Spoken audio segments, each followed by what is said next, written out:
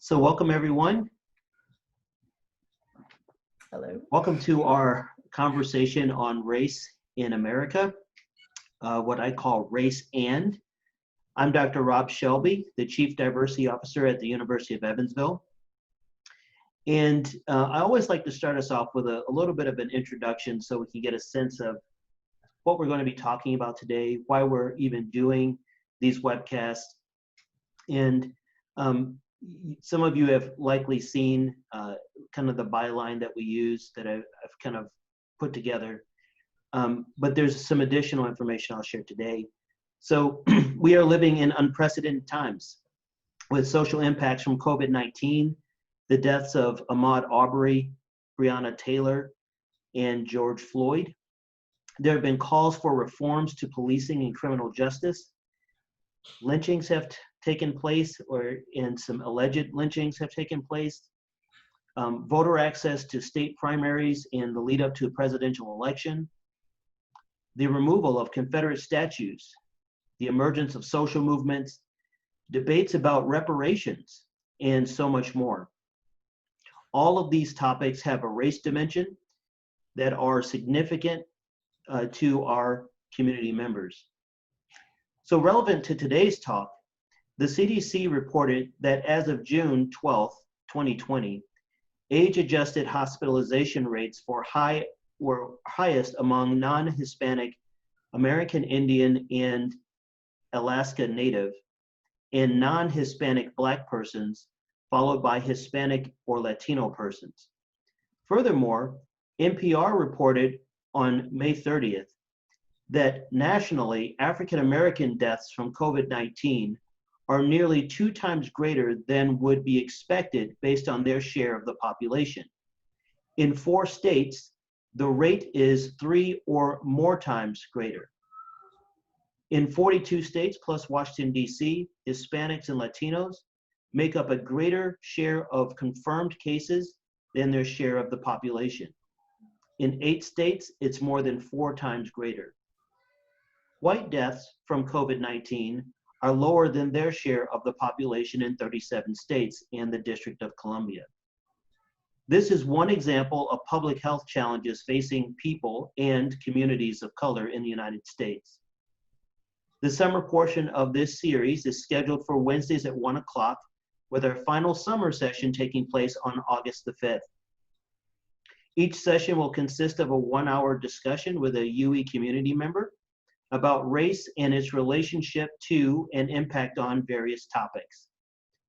Before we start today's webcast, I have a few housekeeping details to share with you.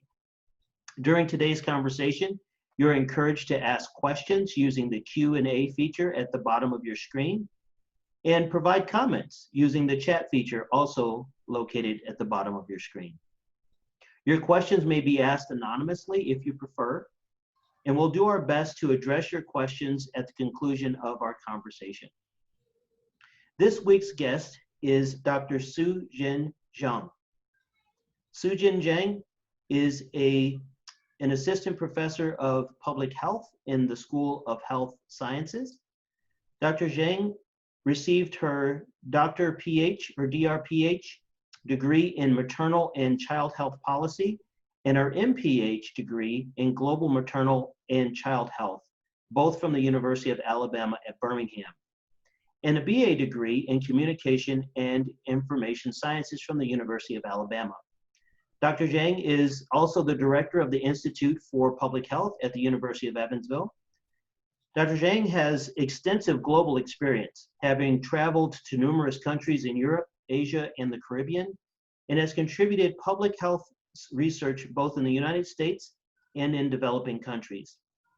She was chosen for the University of Evansville Global Scholar Award for 2018-2019 to pursue research and collaborative work regarding postpartum care differences in the US versus South Korea, and the implications of that difference as related to infant and maternal mortality. Dr. Jeong is also actively involved in assisting students with conducting their own research and implementing community outreach programs. Dr. Jeong's specific research interests involve health disparities, minority health, immigrant health, global health, access to care, community health, organizational collaboration, and needs assessment and evaluation. Welcome to the show, Dr. Jeong. Hi, thank you. So Thank you for thank having you me. so much. And I hope it's okay. We don't call each other by our doctors, right? You call me Rob and I call you Sujan. Right, Um, Dr. Shelby? yeah, we actually started at UE at the same time, didn't We we? did, we Yeah, did. yeah. So I'm glad we're able to set up this call and to invite folks to join us in this conversation.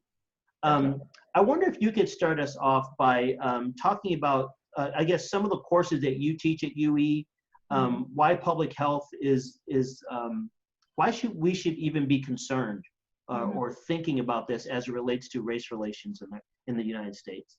Okay, well, let me start with some of the classes and the courses that I Yeah. cover. Global health is one. It's very well received by students, I think because the fact that I get to kind of show them a little bit of how health plays out around the world. And it's very different from where we are.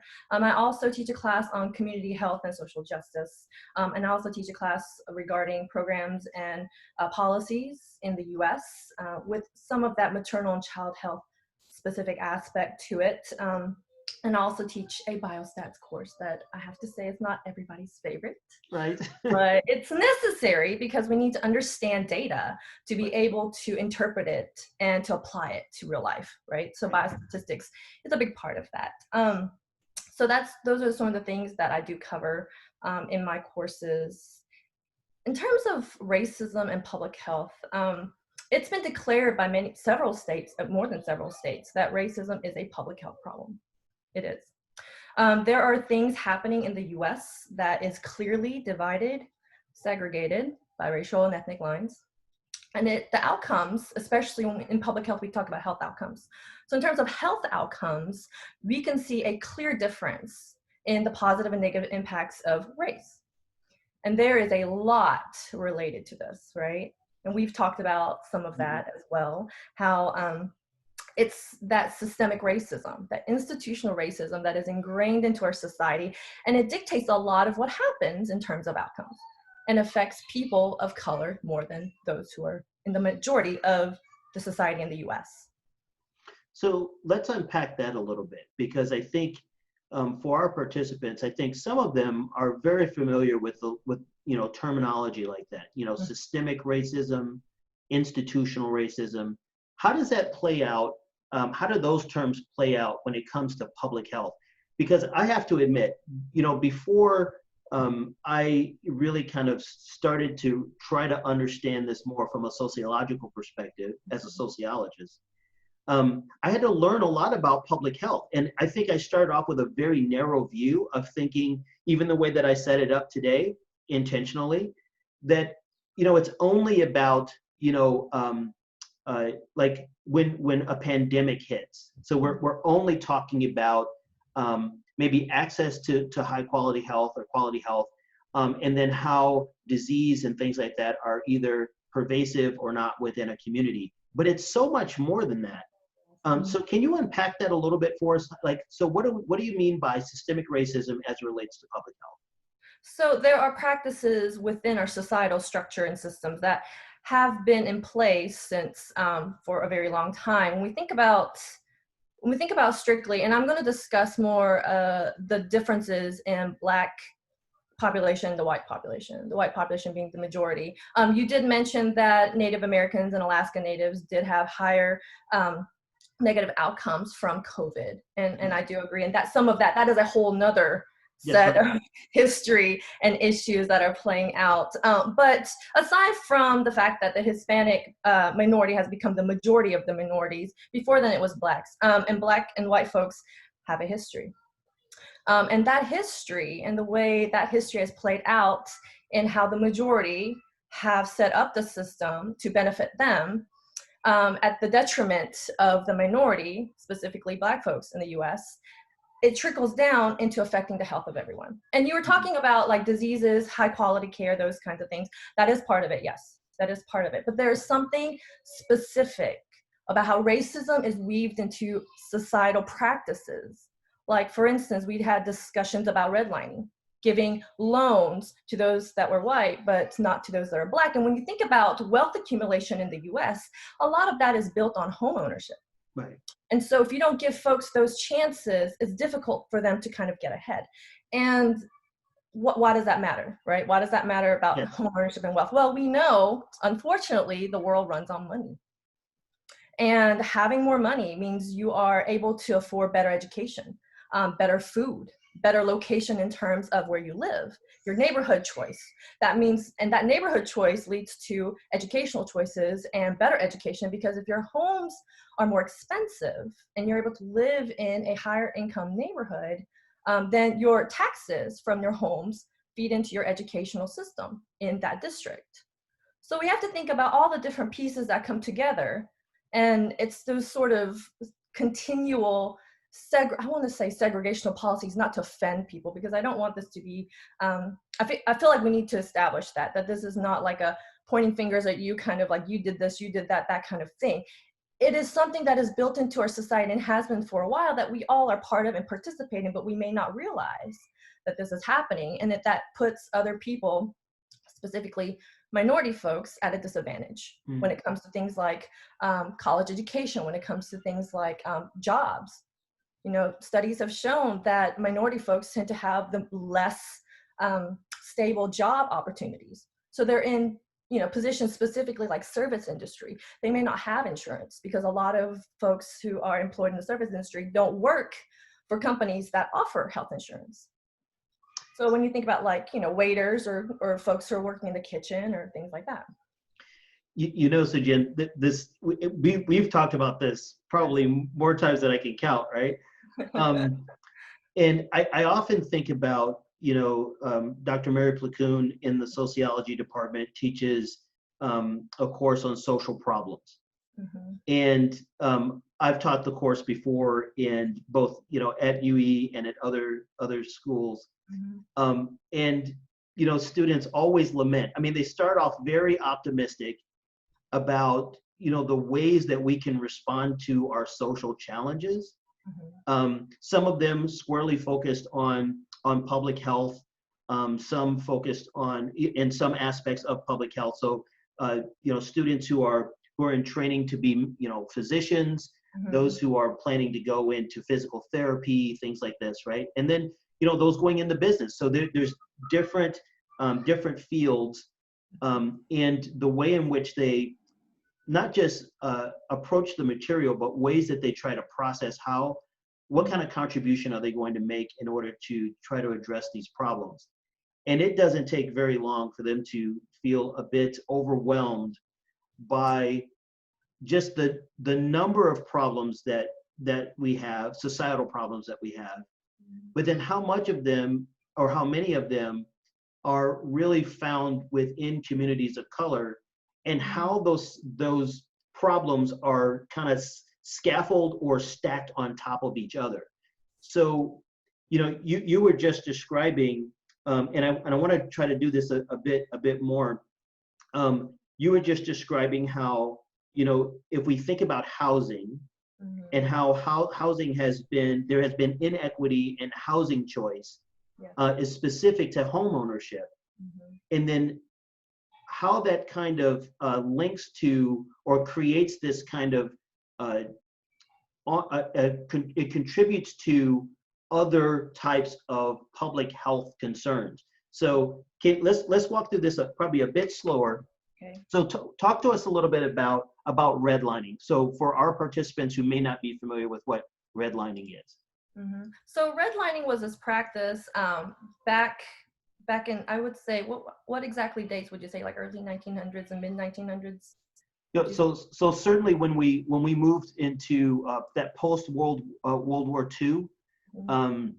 Where we've got Levittown, Pennsylvania, becoming kind of that first suburban mm-hmm. area where, and folks have probably seen images of this where the houses all look the same, mm-hmm. but suburbia was kind of the response to providing affordable housing to GIs coming home after the war who didn't want to live in the city, right? Mm-hmm. Right. And it was out of that we started to see that banks started to address whom they were going to give loans to for particular communities, right? So that's kind of the basis of it.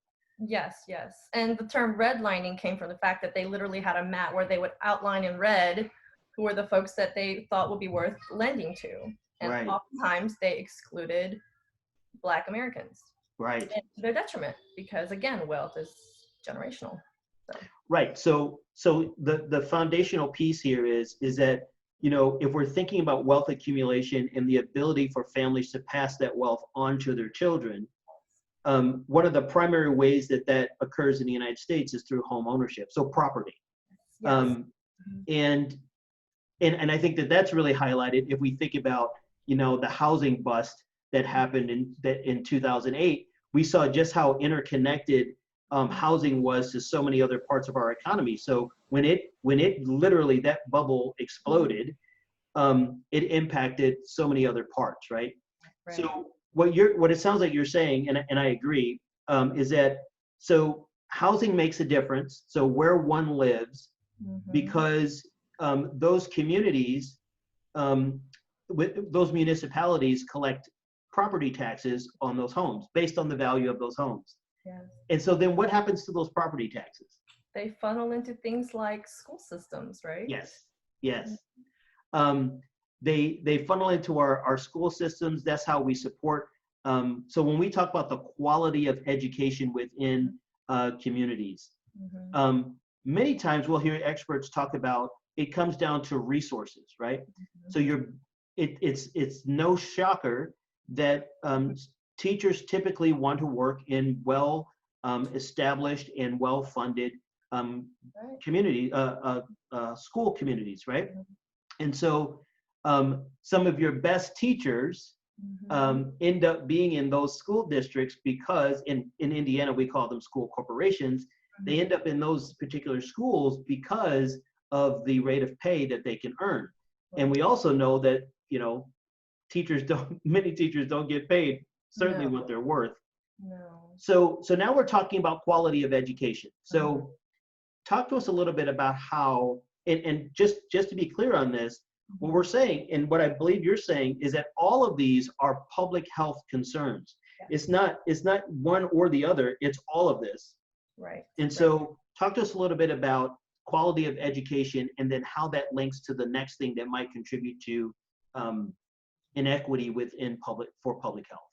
So when you think about the quality of education, how important that is in somebody's life, it sets up this trajectory. So if they continue to get quality education with the right support, and I'm sure you're aware that schools that are better funded tend to have other services like good guidance counselors or enough guidance counselors or folks that make those differences in children's lives to sort of guide them to higher education, which more often than not, and we've seen in research that folks who have a college degree will earn more money than those who have just earned a high school degree.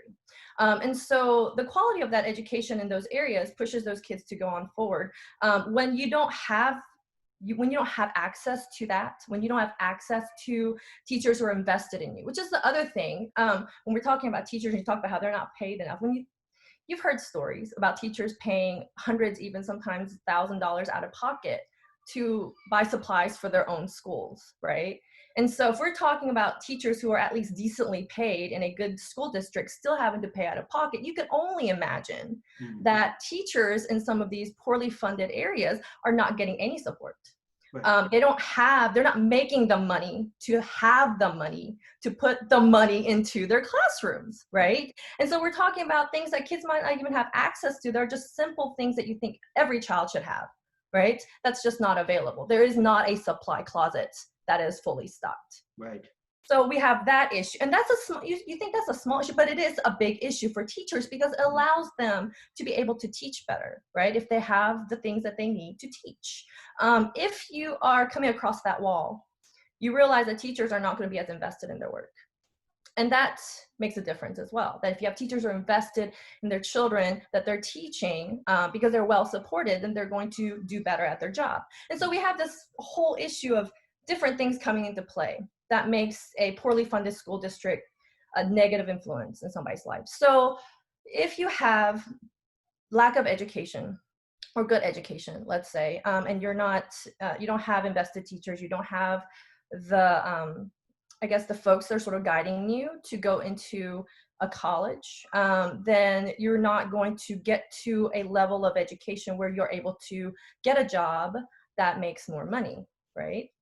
So we have that issue. And when you think about poor communities in general, even if a child is doing very well and has the ability, the academic ability to go to college, sometimes they may not be able to afford it because their families are not financially able to afford it. Right. And so we have that issue in some of these communities. So you see that it's not just one thing. I mean, you have all these things coming into play in a trajectory of a person's life that if they go one way, they're going to have better outcomes. If they go another way, they're not.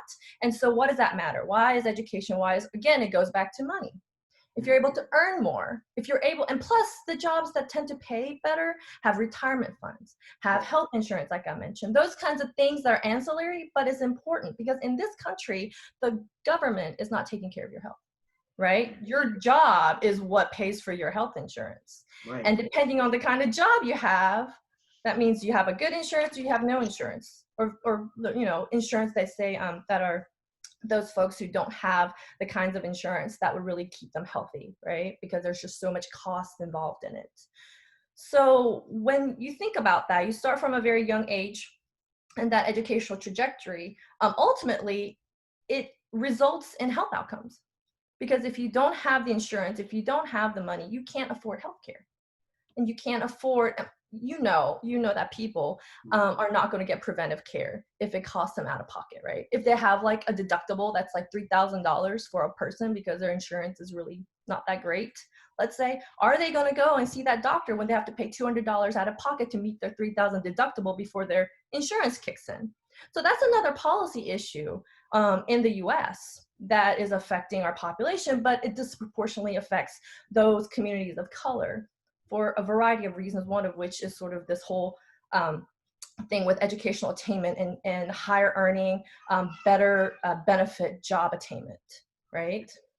Okay, so. Yeah. So yeah, that was what was really striking to me too. So when we get to kind of the healthcare, you know, we didn't talk about food deserts, food, you know, high quality food availability, but it's in the mix here too, right? We didn't talk about, you know, the quality of drinking water and air quality and, you know, housing, right? So all of that is contributing to these potential health outcomes. Yeah. And that's part of the reason why I invited you to be a part of the conversation, because I think, one, to identify and to acknowledge that we have an interconnected system that, for all intents and purposes, on the positive side, is what gives us a strong society, right? Yes. But when there are inequities within the system, so meaning that there are some who have better access to housing, education, careers, and all of the benefits that come from those, and then there are those who clearly do not, it really creates a problematic system to where, you know, the very statistics that I was reading off as we got started.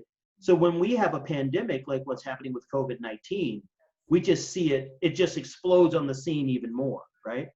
We cannot run from it. And so I think that it's really instructive for us to be aware of what's happening in and around, not just in the United States, because there are certainly inequities within other, you know, within other cultures, right, within other societies. I wonder if we could do something for a moment. I have a question here that someone has posted, and I think this could be a good place to ask. So we've been talking very broad, right? We've been talking about the United States in general. This person has a question about Indiana, and they want to know if you could highlight health outcomes in Indiana. Women, children, and infant mortality is horrendous, some of the worst in the US. What can voters do to change these outcomes? And then they have this note. Indiana's 8th District US representative recently spoke to some indigenous women and commented on their awful maternal health outcomes Yet Indiana's is even worse. Can you address that question? So in terms of what can voters do? Well, Yeah. vote for one. That's part of, I think that's one of the things that we struggle with in the US is to vote. And some of that is because of information overload. Like, do you know you're making the right choice? And if you don't know, then you start freezing up and you don't vote at all. But we need to figure out who of our candidates are supportive of policies that, because ultimately it has to be a structural change. And I talk about this in my class all the time. I'm like, yeah, it's nice that we could just be nice to each other, yada, yada, yada. We have to have those changes that are structural within the structure of our society. We need to change that. And the best way to change that more often than not is policy. And so we need to think about those folks who are really serving us as constituents. If we have these concerns about maternal mortality, which is terrible in Indiana, we need to figure out if they are, if they support family policies. That's another thing. We have to have folks that support our families. If they support healthcare for all, that's really important. I know a lot of people struggle with that idea because they feel like that folks who didn't earn it shouldn't get it. But in the fundamental point of views in public health is that health is the right for all. Like, it is a fundamental right for everyone to have. And it's very much kind of like our education. When you think about it, it's really weird. I don't understand this very much well, and also because I study other healthcare systems around the world. But we're very interesting in the fact that we feel that education is something that everybody should have a guaranteed right to. So obviously all children have access to public education that they don't have to pay for, right? But we don't think the same about healthcare. And I don't really understand why there's that bizarre disconnect, because you have to have people be able to have access to healthcare in a manner that doesn't bankrupt them. That's the other thing in this country, that we have a lot of healthcare related bankruptcies. And you don't really see that in other countries because their governments have policy in place that allows them to either have health insurance that is sponsored by the state, or they have, like England, an entire system that's run by the government. The doctors are employed by the government. Like, everybody is run by the government. And that helps to control lots of things like cost. Right. And so if we talk about, and this might be sort of like a tangent, but I just thought of healthcare costs. It's not just seeing a doctor, it's about drug costs too, right? And so when we think about our communities of color, a lot of times they are disproportionately affected by things like diabetes, things like heart disease. So if we have, which are already big issues in most developed nations anyway, those are like the top two killers and morbidity contributors. But when you think about that, and we think about cost of insulin, I'm sure you've seen in the news how insulin prices are just going up. So how do you expect people to be able to afford that? And when you think about insulin prices in other countries, it's not that high. It's not that high. And part of that is because the government negotiates with the drug companies and says, we have a ceiling here. You can't really charge any more than this. And the drug companies are like, okay, because then they have no other way to sell that product in that country anyway, right? So they have to go along with what the government says. We don't really have that here. We don't have our government negotiating with the drug companies to do some of the stuff that other countries are doing that keeps the cost down for the population. And so we have issues with access to drugs that are necessary. People should not be having their insulin because they don't have enough for next month, right? That's not how insulin works. You need to have the dosage that you need to have for that month. Right. So we have that problem. And so there's a lot of things that I think the government is able to take that step and say, we're going to regulate this. And I know that's another word that freaks people out in the US, the regulation by governments. But there are some things, like, for instance, healthcare and its related, like drug costs and those kinds of things. That's not something, that is not a consumable good like a car, so that you have the market regulated. That's not how healthcare works. And so we need to talk about that, and how, if that's not, the free market doesn't do a very good job in regulating our healthcare and our healthcare prices, then we need to do something else about it. So then we need to think about those candidates who are interested in working on the behalf of the people to get the healthcare to them that they need at a reasonable cost. I'm sure everybody will be okay with paying something, right? Which most countries with insurance programs, they have their citizens pay a certain amount of something. But, at this point, this is not sustainable. What we're doing now is not sustainable. Our healthcare costs are the most expensive in the world. I think our health spending is like on average about $7,000+ per person in the U.S. And we're not getting our bang for our buck. Yeah. We're not getting a return for that much money we spend on folks. I see a comment here. Mm-hmm. One of our respondents or participants has shared with us. It says this has been much discussed issue in the Indiana State House the past 2 sessions. They did increase funding in the last budget for maternal health issues, but not nearly to the extent many wanted. The governor has made it a public priority to improve Indiana's maternal and infant mortality rates, but we have a ways to go. One particular legislator has worked hard on this issue, and that's Senator Jeong. I think I'm saying her last name correct, from Indianapolis. Locally, Senator Vanetta Becker is the most active on this issue. And as with every Wednesday so far, this person has to drop off the call because she's handling stuff related to COVID at the state level. Love this kind of comment and feedback. So in our state, we do recognize that this is a problem. Yes. And to the question that was kind of asked there, I just want to kind of pull out those highlights there that what you shared in response, is that you're calling for civic engagement. So folks to actually vote, which I know, I remember in my teens, or when I was old enough to vote, I was so I was jaded by the political system. A two-party system with candidates that I didn't see reflecting my values in the least. And so my protest as a young person was to not vote. Not vote. Right. Right. And you know what? You're probably not alone in thinking that, because Right. I had that sentiment for a while too. I thought, well, shoot, none of these folks are really representing what I want them to represent. So why should I vote for anybody? I get that. Right. But I think that this pushes it to the next level, right? We have to inform ourselves about the policies that they support, and what I think I've come to as an older adult, an older person, is that you're never going to find a politician that agrees on every single point or value or position that you have. Right. And so what you're looking for are people who, on the issues that are most critical to you, that really do support what you're after. And then really encourage them to work together. I've had some colleagues who have lamented to me, we just don't see that type of collaboration in our current political system, at least at the federal level, that we would love to see happen. So what I want to do now is, did you want to add anything else about at least what's happening at the state level and possibly ways to be able to address that? Civic engagement seems to be a part of it, being informed. We absolutely must vote. And please be clear.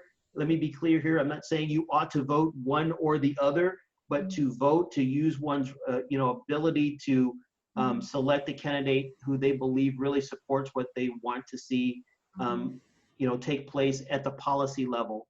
And I'm going to come back to the policy question or the issue for a moment after I present this to you. Someone has put in the comments, how might we better support our Black, Indigenous, and people of color who are students and are affected by the type of inequities that we just talked about? So certainly we have these things happening in the larger, in our broader country.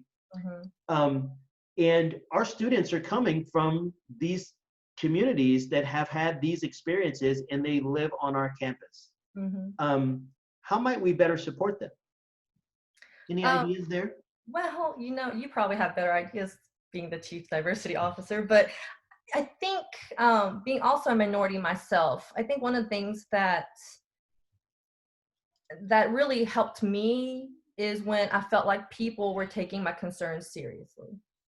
And I think that it seems to me that we need to raise awareness outside of, because we know those folks in our minority communities, we know what's happening to us. We see it. But that's not going to affect the change. We have to make the case to those who have the majority viewpoint, that they are on board with what's happening, that they're not denying it, saying that it's just a figment of our imagination. Are you sure that's what really happened to you? Those are the questions that we need to avoid with our students. We need to make sure that we say, if you want to talk, we will understand. We want to hear what you have to say. That it's important for you to have your voice and to be able to voice it in a manner that is, comfortable for you, that you're not intimidated. Because I feel like a lot of times with students, especially if they have to talk to somebody who is in a position of power, because just because you're young and because you are a minority, oftentimes you may feel that people are not listening to you and you are intimidated about going to talk to somebody about it. We need to open that up and make it very clear that we don't tolerate this not listening to other people. Like, we want to listen, that we are here to listen. And I think faculty can really be a big part of that. I think for our students, aside from some of the student organizations and the peers that they have, they look to us a lot, because it's not like they run into administrators all the time, right? It's really the faculty. It's really the professors. And so we need to be making that stance clear that, we are doing our best to be allies. And we may not always understand exactly where you're coming from, but we still hear you. And we know that what you're experiencing and what you're saying is valid, and to give that validity to those students who come up and may say something, or who might, hang out after class and kind of, be around the bush sort of, but, make it comfortable for them that they are, and push for that trust. I think the trust that you will take what they're saying and take it seriously. And if, it's something that they want to escalate into, let's say, taking it to administrators because there's something happening, make sure that you're the safe person that the students can talk to. I think that's what faculty can definitely do. In terms of the students, I think making it a priority I know we talk about diversity. I think this is a discussion that happens in many, many campuses about diversity, but we need to really put our money where the mouth is. So we need to not just talk about it, we need to find ways to support this happening. Yeah. And it needs to be a collective effort, because if we have different things coming from different parts, let's say faculty are saying one thing, administrators are saying one thing, and it's clashing with what the students are feeling, that's not going to work. Right. So we have to make sure that we are doing it collectively with one mind, and be able to support our students that way, for sure. Yeah, it's interesting that you kind of ended on that, because there was a follow-up comment and question. So how do we move past talking to structural changes? And I'll chime in on this one. I'm often thinking about the way in which I kind of structured this talk, and the way that we kind of set up looking at, the way in which inequities are stacked and linked to one another. Mm-hmm. So as an institution of higher education, I think we have a certain responsibility. Sometimes I wonder, about higher education more broadly, like what is the goal of higher education within the United States? I know that I have a personal goal that there be access to all for anyone who wants to go to college. Mm-hmm. And if the access is there, then the goal is to ensure that people who are coming from underrepresented populations for a particular institution have the ability to attend that school and to be able to not just be successful, but to thrive. Yes. And to actually finish. And so, I think about some of the concrete things that schools, I don't know any school that's not doing something like this, but at the University of Evansville, what we've done is we have the Fellow Scholars Program, right? So the goal of that program is to provide a financial scholarship, a tuition scholarship, to help students and their families coming from underrepresented populations and communities to be able to attend the University of Evansville. So it covers their tuition. There is a bit of responsibility on their part, right? They may be first generation college students, so maybe they get 21st century scholarship. They may also get the Pell Grant, but there may be some out of pocket. They may have to work or whatever else. But the goal is to try to reduce the amount of out of pocket costs so that, high quality education like the University of Evansville is made available to all people. Yes. And the reason why that's so important, and I don't know if we talk about this enough, but we know, looking at the outcome data for students who graduate from the University of Evansville, it's true. A college education is now what I call the logical, next step after high school. So, it's kind of expected that students will get a high school diploma. Now it's expected that they'll go on to college and get a college degree. So if you're majoring in any particular field, the competition is going to be considerably higher because you have a higher educated population of people with those same credentials. And so the outcomes, I guess the difference maker is for the University of Evansville, those folks are entering their career fields and they're earning higher salaries than their peers graduating from other schools. That says something about the quality of the education here. Yes. But I think it also says something about how we train not just teach our students, but how we prepare them for the world outside of the university life, right? I'm often, and talk about being an advocate. I don't want students to come to UE and forget where they came from, right? There is a need to understand how to gain this, not just really leverage the access to higher education, but then to use that in order to improve the lives of other people, not just yourself, right?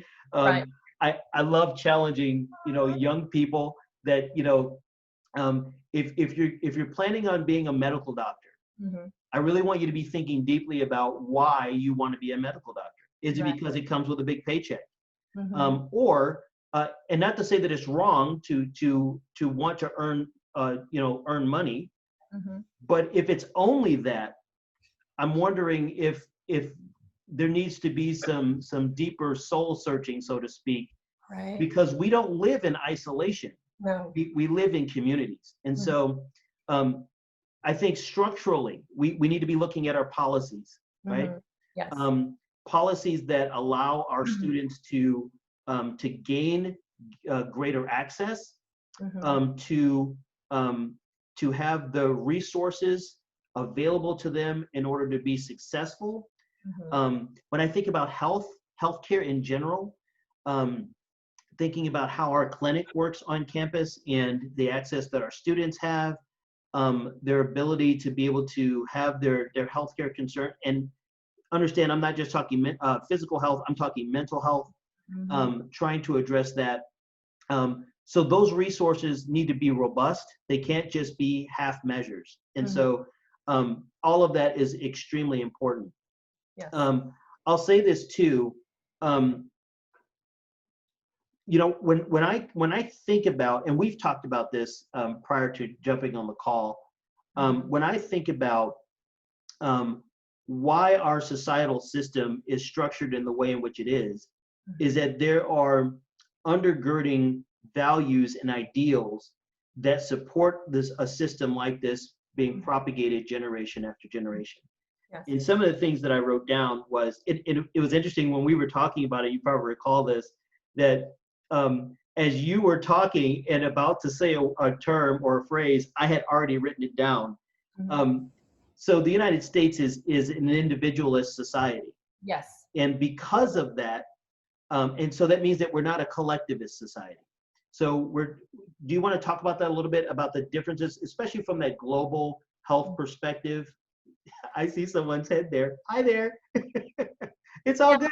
Apparently my husband dropped the ball on this with making sure the children are not jumping in on the call. It's all good. Welcome. This is part of being a working mother, which is a whole nother issue, by the way. Yes, it is. A session on that. So anyway, sorry. You don't have to apologize. Hello. Okay. Thanks, sweet girl. Okay, so can we get down, please? Say hi. Say hi. Okay, now you can say bye, and we gotta go see that. Okay. This is probably a little too much. Okay, let's get down. Yes, so I do want to talk about the fact that the U.S. is very individualistic. It's interesting because, and I guess I have something to sort of compare it to because I come from a collective society. I mean, I came to the US when I was little, but I came when I was old enough to have experienced Korea, and Korea is a very collective society. And so, in the US, having that sort of mentality of, and we talked about the bootstraps, that's one of the things that I like to say in my class a lot, is that people say, oh, well, they should just pull themselves up by their bootstraps and do it on their own. But what if you don't have any boots to begin with? Right. What if the only boots you had were taken from you? Or the leather you try to get were taken from you before you could even get to making boots. So there are a lot of different things that happen to folks that they're not able to pull themselves up by their bootstraps. And then we just leave them behind because it's their individual responsibility to live their life, right? And right. So, and some of that is coming into play as we see with the mask debate, right? And the fact that people are saying, well, you are taking away my constitutional rights to not have to have the government tell me to do something like wear a mask. Right. Which is sort of funny because the government tells you to put on a seatbelt. The government tells you to have a car seat. The government, so there are already rules that is for the good, for the public, for public health. Now, but because of, no, stop. Please, ma'am. Because of the fact that it is we are a individualistic society, we don't subscribe to, going back to the healthcare issue, that we don't subscribe to the fact that healthcare is a right for everyone, because we feel like it is something that individually you should be able to acquire for yourself. Right. Right. And so back to where before we talked about this, where I had read that article about this person who was going and interviewing folks in Florida about healthcare and different types of things. Anyway, there was a person who had teeth missing, and they were talking about how, like, they didn't have insurance, they didn't have dental insurance, but they were okay with not having that if it made sure that other folks who were not deserving didn't have health insurance. So it's this idea, even to my detriment, if I can't get it, I'm going to own up to that, because individually, that's the kind of person I am. And if other people can't get it, well, that's the kind of person they are. So they need to own up to that too. And so there's this idea that we're not really interested in doing something collectively because it will include the folks that we think are not deserving. Right. Right. And so, yeah, I think that plays a lot into sort of how we deal with this pandemic and how we deal with the U.S. Yeah, so, when many sociologists talk about this too, because this is one of those key areas of trying to understand how societies work. Mm-hmm. So that individualist society, and let me back up for a minute. Normally when we're talking about it, we don't talk about it as if one is better than the other. I mean, both have pros and cons. Right. And the reality is that they're different. And we may find the need for having one or the other with given certain circumstances. Mm-hmm. But thinking about an individualist, kind of mindset or structure or supporting or ideals that support, our societal system, mm-hmm. means that, you use the example of pulling oneself up by their bootstraps. We call that rugged individualism. Yes. So a person can chart their own destiny. They have the opportunities at their disposal, and then they must, carpe diem. They have to seize the day, seize the opportunities in front of them, and that's why I think we're so enamored with, like the rags to riches kind of narrative of a person who, like Oprah Winfrey, right? She started, really poor, but she took advantage of the opportunities in front of her, and look at her now, right? That's kind of that narrative we love to talk about. And yet there are so many people who don't have that experience. Mm-hmm. And so in an individualist society, you don't get the opportunity to really benefit from, what happens when you don't necessarily have the opportunity or the tools or techniques to be able to really seize the opportunities when they're in front of you. Mm-hmm. Opposed to a collectivist society, where it's really not about the individual succeeding. Right. When decisions are brought to an individual, they see how they fit within the overall system, and the decisions that they make have a positive or negative outcome for the group. And that's really interesting because I think in this COVID moment, questions about public health and, I've had to think a lot about, should I wear a mask or not? And, when I'm in public, I'm thinking I'm wearing the mask. Yes, I don't want to bring it home. But I'm also thinking about the people that I'm coming in contact with, and I want to do my best to try to protect them also. Right. And that's a collectivist mindset in an individualist, structured society. And I think there's other places and ways that we do that. I mean, I think our welfare system expresses that to some extent, albeit it's not the quality perhaps that it needs to be. But it's a step of trying to consider the needs of the whole, right? And how we contribute to that and supporting that. Right. So there's a bit of a clash that happens, right? And I think the other thing that you mentioned when you were referencing that article is the word that came to my mind was the United States is also a meritocracy. So we believe generally that people get things because they work hard and they earn it. And so if a person doesn't have it, whatever the it is, we reverse engineer that and then assume that that person must be lazy, right? Right. And it just so happens that laziness is really expressed most readily in our society as people who are poor, which then serves as a proxy for people who are generally people from minority populations. And notice I'm using generalizations. I'm not saying it's hard and fast and like this, because we certainly have poor white people in our country, right? When I think about the Appalachian region. So when I think about, we've got poor communities all over the US, but the way that we kind of process that information really kind of has a real impact on how we deal with very real situations like a pandemic like we're facing now.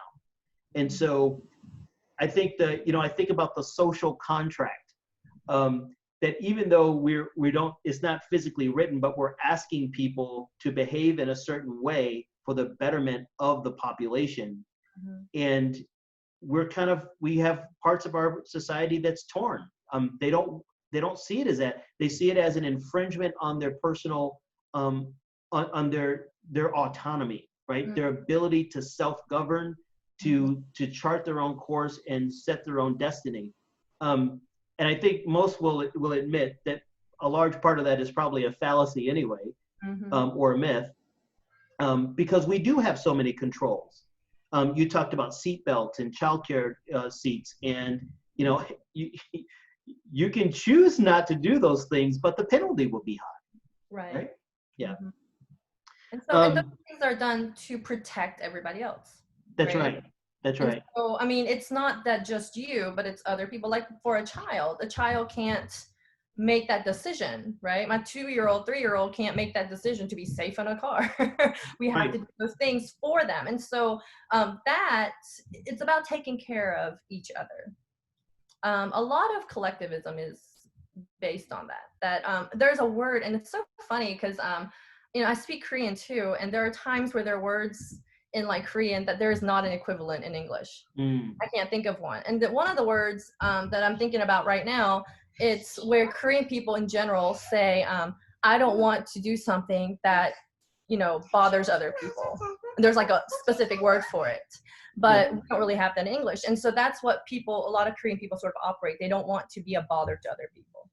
And so I think because there's that aspect of that society and culture plays a lot into this too as well.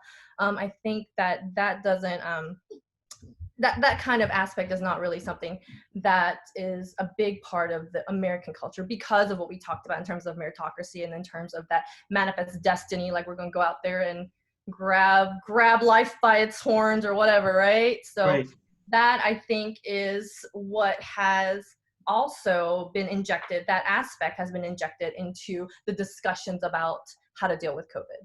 Yes. And it really shouldn't be, because COVID is a public health, we're talking about a pandemic here.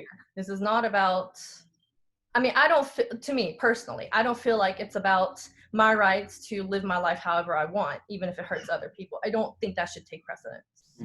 Because I guess because of my public health mindset and perspective, and the fact that I do have some cultural reference to Korea and how they've been dealing with it there. That's another thing. Right. We see. So we've got a few minutes left, and there was a question that was posed here in the Q&A section. It says, do people, communities of color, do they tend to trust doctors and healthcare providers? And is there a trust barrier as well as an access and economic barrier at play? Yes, I believe there is. Just one second. 지금 뭔가 중요한 거 하고 있으니까. Thank you. She's my older one, so I could actually talk to her with some reason. The other one's too young. She's not quite. Right. Yeah. So the thing with the trust issue in healthcare providers, that's a big thing. I think in a lot of communities of color, and research has already shown that folks who are minorities don't always trust their healthcare providers. A lot of that has to do with, think about the kind of history that healthcare has that's weaved into our society as well. I think back on like the Tuskegee experiment down in Alabama. And so if folks are not familiar with Tuskegee, they basically let syphilis run rampant in a group of Black men without telling them that they had it. Even after World War II, when they had penicillin to get rid of it, they didn't even administer it to it. They were just like, well, let's see how it works out. And this was all based on a racist idea that Black bodies are different than white bodies. And so they were wondering how Black bodies would deal with syphilis. They ended up giving it to their wives and significant others. They even had children born with congenital syphilis. I mean, it was just a mess. It was embarrassingly, part of it was the U.S. Public Health Services did this study. They shouldn't have done this study. It's very embarrassing in terms of public health history. But and so when you have a history like that, when people come in who you thought were taking care of you, and they preyed on the fact that these folks didn't get regular health care, that they were poor and they didn't have a doctor, so they came in and said, hey, we're going to take care of you. And also they bribed them with funeral costs coverage. So they said, hey, if you do die under our care, we'll pay for, and that was a big cost for those folks. So that made them want to be part of this study, which I don't think they understood exactly what was happening in terms of you are part of a study. It was more that they thought they were getting health care and getting, giving some information that they would have given to a doctor anyway, right? So when you have that kind of history, I'm not surprised that people are suspicious of doctors. Not. And a lot of times because a lot of doctors do tend to be white and oftentimes male as well. So there's a kind of an intersection with gender and race. That's right. That, it's hard sometimes to trust them to be, thinking of your best interest always, or are they understanding exactly what I'm saying, especially if there's a cultural confusion. So if the doctor isn't really aware of what's happening in our communities of color in terms of some of the cultural practices they have related to health, then are they able to address that issue? And so there is definitely, for sure, that mistrust with the medical establishment. But some of that is also, and I want to bring up this as well, because there's been studies that show that medical professionals and even medical students think that Black people feel less pain. And so if you have that attitude coming into practice and you meet a Black patient who says, I'm hurting somewhere, if you've been ingrained with this idea that they don't feel pain as much, that they're just kind of, playing it up or whatever, you have this sort of, I guess, like you don't trust them to tell the truth, I guess. Right. Then you're going to have this issue where the doctors aren't going to prescribe or do the kinds of things that they would for another person who feels that pain. That's right. Right. And so, and studies have shown that over and over. And, when you think about, and again, that intersection with gender and race, Black women get the least in terms of treatment, like for something like, let's say, a heart attack, right? They get less invasive stuff. They get things like aspirin and go home or whatever. So when you have that happening and you hear about it, because it is covered in the news somewhat, and because if you are part of a minority group, you tend to, your antennas are kind of like, what is this happening? And then you read about it and you hear about it. Yeah, it's going to breed that mistrust. That's right. So, and I think the medical establishment should really be more active in addressing that disconnect, because they're a big, I mean, they're obviously the biggest part of this dyad between patient and provider. And so they need to really address that mistrust if they want to be able to provide good, accurate care to their patients, right? So. Well, what a way to end. Thank you so much, Sujin. I appreciate you joining us this week. We've got two more who will join us next week. So Dr. Davies Bellamy and Dr. Amy McBride from the Department of Education will join us next week. We will likely talk about all sorts of things related to education. And I reached out to these two also because we've done some work on our campus as it relates to cultural competence and empathy. And so they're going to help us kind of walk through some of that and talk about some issues related. And then on August the 5th, which will be the last installation of the summer session, Dr. Kevin Gray from our criminal justice program in the Department of Law, Politics, and Society will join us. Really looking forward to our next couple of weeks. Again, Sujin, thank you so much for joining us. And for all of our participants, I look forward to seeing you next week.